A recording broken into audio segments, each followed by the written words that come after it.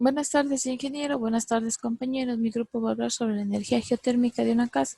Mi grupo está conformado por mi persona, Alexandra Ucay, María José Bermeo y Jorge Cid. Les vamos a dar una breve introducción sobre la energía para comenzar. La energía la obtenemos de fuentes naturales como son la tierra y el agua. La más utilizada, como sabemos, es la energía eléctrica. Los seres humanos utilizamos la energía para calefacciones, para la casa, televisión, para escuchar música, facilitándonos la vida. La energía eléctrica se divide en renovables y no renovables. Las no renovables se encuentran en cantidades limitadas, una vez consumidas se acaban, como son el carbón, el gas natural y el petróleo. Las energías renovables, como su nombre lo dice, renovable por la naturaleza. Se dividen en dos, convencionales y no convencionales. Las convencionales son las más utilizadas, como son las hidroeléctricas, y las no convencionales es la energía geotérmica, eólica y solar. La geotérmica se obtiene energía de la tierra, eólica energía del viento y solar energía del sol. Ya, ahora vamos a hablar sobre la energía geotérmica. Se entiende geotérmica todo fenómeno que se refiere al calor almacenado en el interior de la tierra, siendo la energía geotérmica la derivada de esta. El calor se transfiere a través del subsuelo y llega a la superficie muy lentamente, por lo que la mayor parte queda almacenada en el interior de la Tierra durante mucho tiempo. Ya, vamos a hablar sobre las bombas de calor. Es un dispositivo que absorbe calor a una determinada temperatura y lo libera nuevamente a un nivel de temperatura más alto. Ahora les voy a explicar un poquito sobre el funcionamiento, algo general. Decimos que las bombas de calor geotérmica se realizan conjuntamente con tuberías plásticas introducidas en uno o varios pozos verticales para que circule el agua. El suelo tiene una temperatura de 15 Celsius. Por el interior de la bomba circula el refrigerante, que cumple un ciclo frigorífico que usaremos como enlace entre el suelo y la vivienda.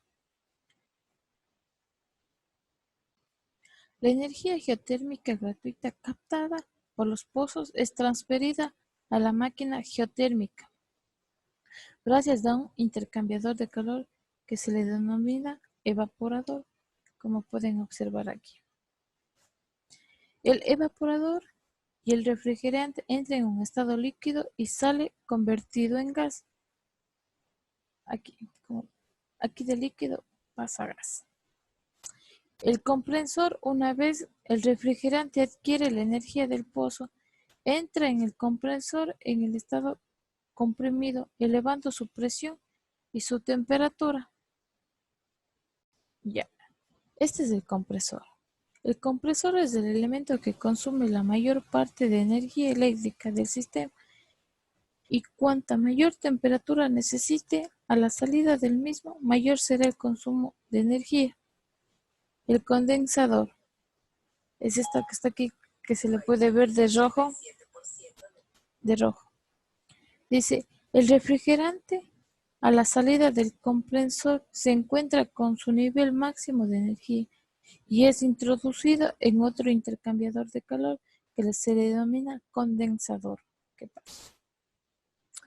En el condensador, el refrigerante entra en un estado gaseoso y al ceder parte de su energía para calentar el agua del suelo radiante o agua caliente sanitaria o de piscina o cualquier otro uso que se le dé.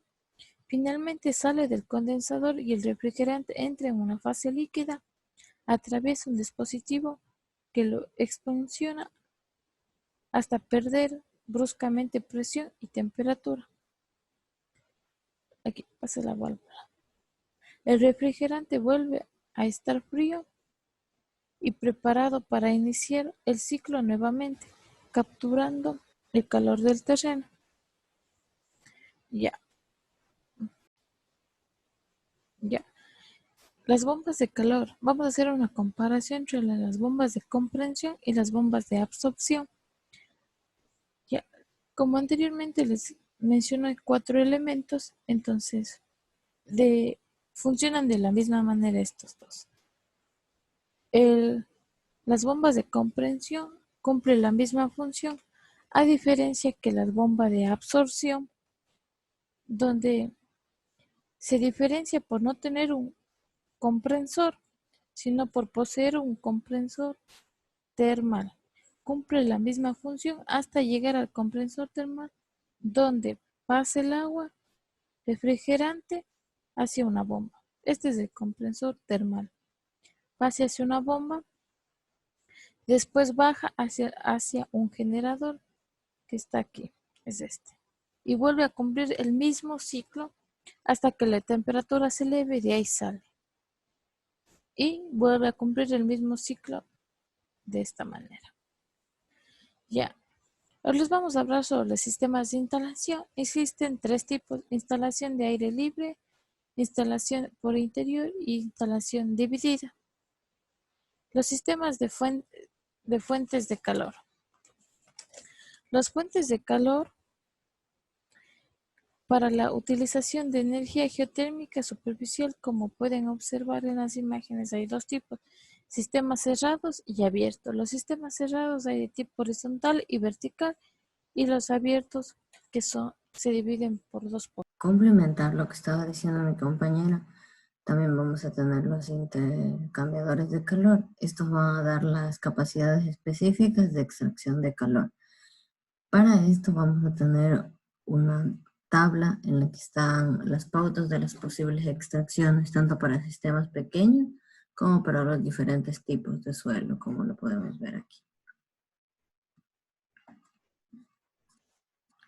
Continuando, tenemos también los sistemas abiertos. Estos son en los cuales el fluido que pasa por el circuito es por lo general agua subterránea directamente extraída desde el acuífero. En este caso, el agua subterránea se debe retornar al mismo acuífero en un punto distinto al de extracción con un salto térmico, según se utilice por refrigeración o por calefacción. En este caso se transporta el calor por advección y también por conducción a través del material. Por último, vamos a tener los otros sistemas. Estos son la utilización de agua subterránea con un pozo coaxial, como se puede ver.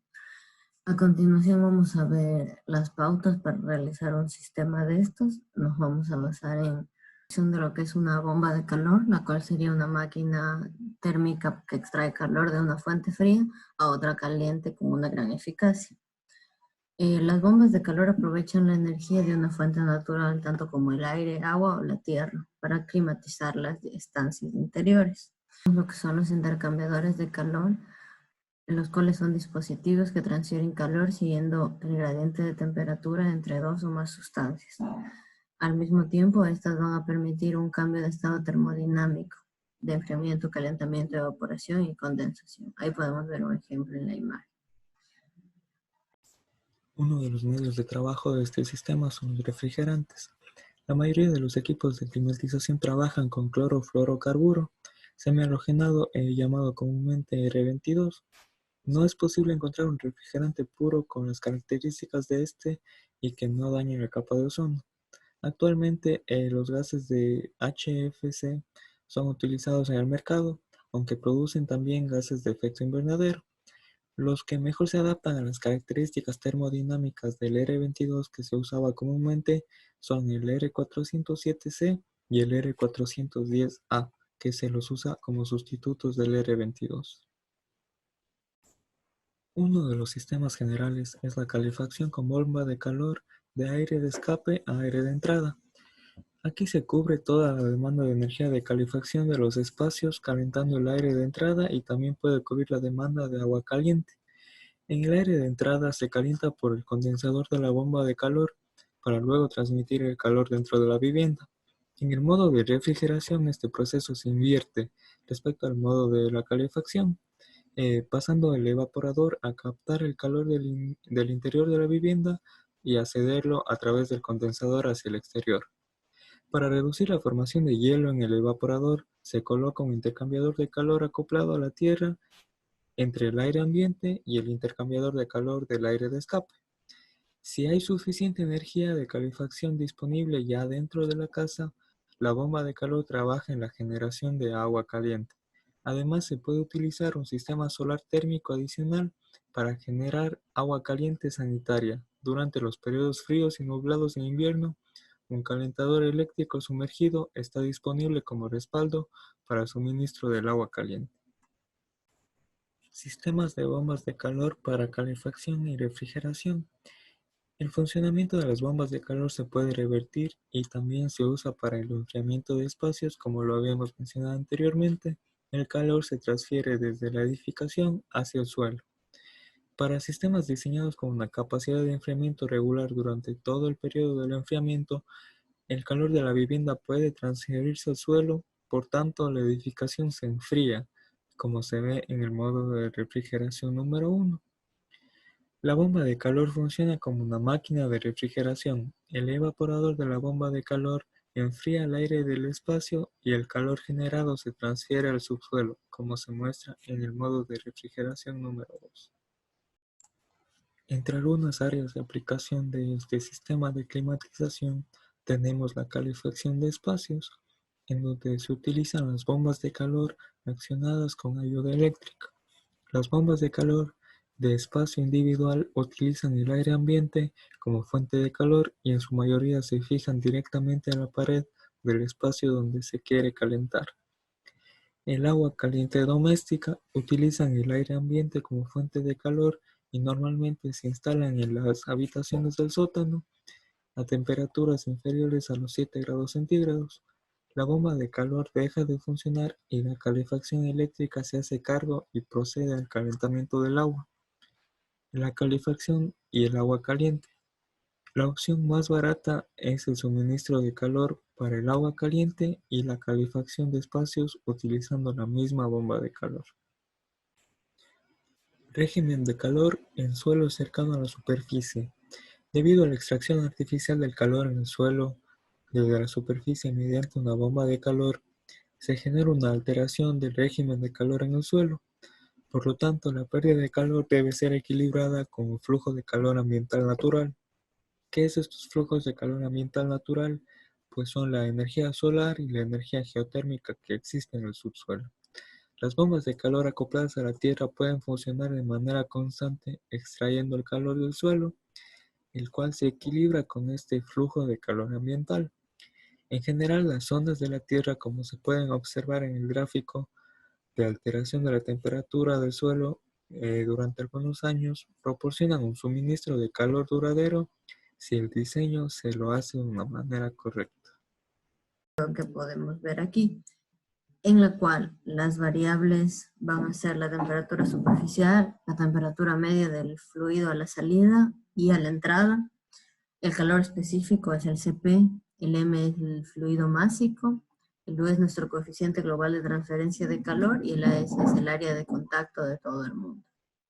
El área de contacto del tubo se hace con la siguiente ecuación, que es pi por el diámetro interno de la tubería por la longitud total de la tubería. Y finalmente se realiza la siguiente ecuación, en el cual es el coeficiente global de transferencia de calor por el área de la sección transversal, que fue el obtenido arriba, y finalmente por la diferencia de temperaturas entre el ambiente y el exterior. Para el cálculo de las cargas térmicas, primero se evalúan las condiciones interiores del diseño y las condiciones exteriores. Para esto se realizó una tabla en la cual tiene los valores de las temperaturas. Un caso innovador con lo que respecta a la energía geotérmica es la empresa Geotech. Este proyecto europeo surgió con la intención de aprovechar el potencial de los recursos geotérmicos en los edificios, debido a que las tecnologías de perforación convencionales presentan una serie de limitaciones como son el alto costo de operación, dificultades técnicas y logística compleja, y con la intención de superar estas barreras se han desarrollado innovaciones tecnológicas en la perforación y en el sistema de intercambio de calor con el terreno. Algunos objetivos de la empresa son promover el mayor desarrollo de utilización de calefacción y refrigeración usando sistemas geotérmicos poco profundos a través de tecnologías innovadoras de perforación e intercambio de calor del subsuelo. Partiendo de la idea de que los edificios consumen el 40% de la energía primaria y son los responsables del 80% de las emisiones de CO2, es urgente buscar soluciones. Geotech ha puesto a prueba un equipo de perforación con un barreno de vástago hueco para facilitar la instalación de estos intercambiadores verticales de calor a bajas profundidades. Este equipo puede perforar rápidamente en suelos blandos como son la arena, grava o la arcilla. Por otro lado, se ha desarrollado una tecnología de intercambiadores de calor subterráneos para edificios pequeños, basadas en un intercambiador coaxial vertical de calor que puede aprovechar la energía a una profundidad menor que la habitual. Además, también se ha desarrollado una bomba de calor dual, es decir, aire y tierra, integrada en el sistema de intercambiadores verticales de calor, que usa además un nuevo refrigerante mucho menos nocivo para el medio ambiente como se lo hacen comúnmente. La evaluación de los equipos de perforación y de los intercambiadores de calor se realizó en 4 edificios de Europa. Además, el sistema de intercambiadores de calor en pozos verticales ha sido evaluado en edificios a pequeña escala en 3 lugares piloto. El primero, un hogar de Leicester en Reino Unido, el segundo, un pequeño local de oficinas en Ámsterdam y el tercero en oficinas de Padua, en Italia. Se obtuvieron resultados que mediante las tecnologías instaladas se llegó a la conclusión de que los sistemas de pequeña escala, es decir, hasta 50 kilowatts, son adecuados para casas unifamiliares y pequeños edificios terciarios como son escuelas, museos, oficinas, aquellos sitios que ocupan una poca superficie. Yeah.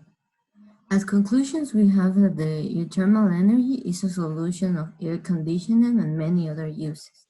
It is recommended to use mainly where there are already more studies, like in the fire belt. However, it's a good alternative energy. Also, it is recommended to deep in the studies in the Ecuador, since by the review of the state of the art we make, the country has a good geothermal potential that it can be exploited. As conclusion, we have that renewable energies are becoming more and more relevant in our daily lives. Perhaps they will not yet reach electric energy, although little by little advances are being made that open the way to the future of energy.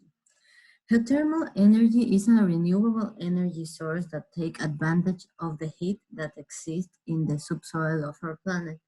Its main applications are found in our daily lives.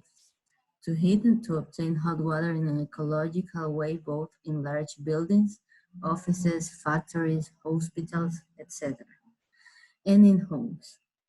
High temperatures geothermal resources are used to generate electrical energy, while those with lower temperatures are optimal for the industrial services and residential sectors. As we see, there are energy projects such as Geotech, which use geothermal energy to heat buildings, which are partly responsible for the air pollution. In the before QR, you can go to the document where we found the study cases of Quito. Thanks for your attention.